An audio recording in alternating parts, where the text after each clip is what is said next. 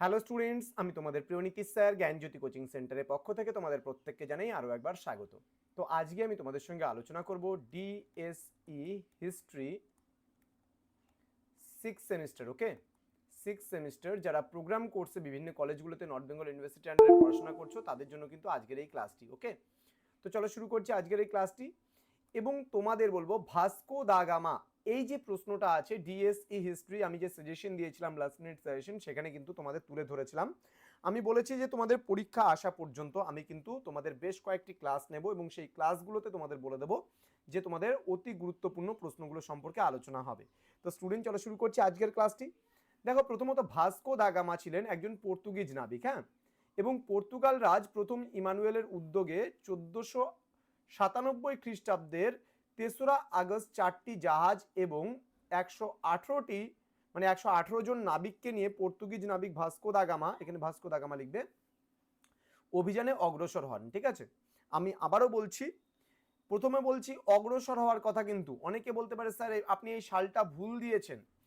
Vasco da Gama উনি বেরিয়েছিলেন কিন্তু 1497 খ্রিস্টাব্দে পাড়ি দিয়েছিলেন এবং কালিকট বন্দরে এসে পৌঁছেছিলেন কিন্তু 1498 খ্রিস্টাব্দে। সেটা আমি পরে বলছি। অনেকেই ভাবতে পারে যে এই প্রসঙ্গটা ভুল, কিন্তু ভুল নয়, এটা একটু ডিটেইলসে লেখা।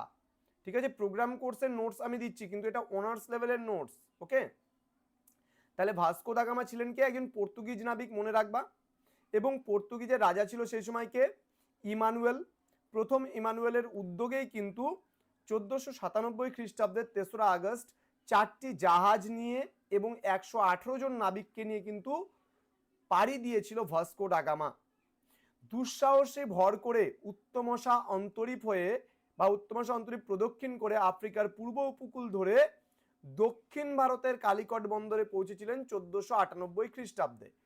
তো বিষয়টাকে খুব সহজ করে নাও, তাহলে বিষয়টা ভালো লাগবে। আমি আরেকটু আলোচনা করব বিষয়টা এবং তোমাদের আরও দুটো প্যারাগ্রাফ আছে। তো পরবর্তী পয়েন্টটাতে যাওয়ার আগে তোমাদের বলবো, যারা এখনো চ্যানেলটিকে সাবস্ক্রাইব করনি তারা অবশ্যই চ্যানেলটিকে সাবস্ক্রাইব করো এবং অনলাইনে তোমরা আমাদের ক্লাস যুক্ত হতে চাইলে আমাদের সঙ্গে যোগাযোগ করতে পারো 7076398606 নাম্বারে অথবা 6295916282 নাম্বারে।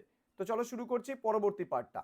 বলছে কালিকট ভারতের তখন একটি বিশিষ্ট বাণিজ্য কেন্দ্র। ওকে, তাহলে যেহেতু ওটাই বাণিজ্য কেন্দ্র, সেহেতু কিন্তু ভাস্কো ডা গামা কি হয়েছিল, প্রথমত কালিকট বন্দরেই কিন্তু পৌঁছালেন। ভারতের নানা স্থান থেকে পণ্যদ্রব্য এখানে এসে জমা হতো সেই সময় কালিকটে। তো ভাস্কো ডা গামা জাহাজ ভর্তি গোলমরিচ, আদা হবে এটা, হ্যাঁ, আদা, লবঙ্গ, দারচিনি, এলাচ প্রভৃতি মশলা এবং দামি পাথর নিয়ে কিন্তু পর্তুগালের রাজধানী লিসবনে ফিরে যান এবং এই সব দ্রব্যের যে দাম, সেই দাম ছিল কিন্তু অভিযানের খরচের প্রায় 60 গুণ। তো পর্তুগাল রাজ তাকে এক সাদর আমন্ত্রণ বা অভ্যর্থনা কিন্তু জানিয়েছিল। ইউরোপ থেকে ভারতে আসার এই নতুন জলপথ আবিষ্কার বিশ্বের ইতিহাসে এক যুগান্তকারী ঘটনা। এর ফলে প্রাচ্যের দ্বার ইউরোপীয়দের কাছে কিন্তু উন্মুক্ত হয়ে যায়। 1498 খ্রিস্টাব্দে কালিকটের রাজা জামোরিন ভাস্কো ডা গামা কোনো বাণিজ্য কুঠি নির্মাণ করতে দেয়নি সেই সময়। 1502 খ্রিস্টাব্দে তিনি দ্বিতীয়বার ভারতে আসেন এবং কালিকট ও কোচিনের তোমার হচ্ছে রাজার পারস্পরিক বিবাদের সুযোগে, ঠিক আছে, রাজার হবে এটা, রাজার পারস্পরিক বিবাদের সুযোগ নিয়ে ভারত প্রথম পর্তুগিজ বাণিজ্য কুঠি ভারতে প্রথম পর্তুগিজ বাণিজ্য কুঠি স্থাপন করেন। ওকে, তো এই ছিল আজকের ক্লাসটি।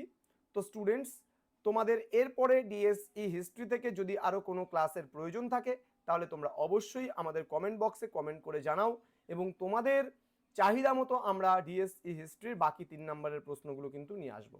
তো যেটার উপরে কমেন্ট আসবে আমরা সেই প্রশ্নের উত্তরটাই কিন্তু আগে নিয়ে আসবো। দেখা হচ্ছে খুব তাড়াতাড়ি পরবর্তী ক্লাস নিয়ে। তোমরা প্রত্যেকেই ভালো থেকো, সুস্থ থেকো। Thank you so much, thanks for watching. After all, thank you.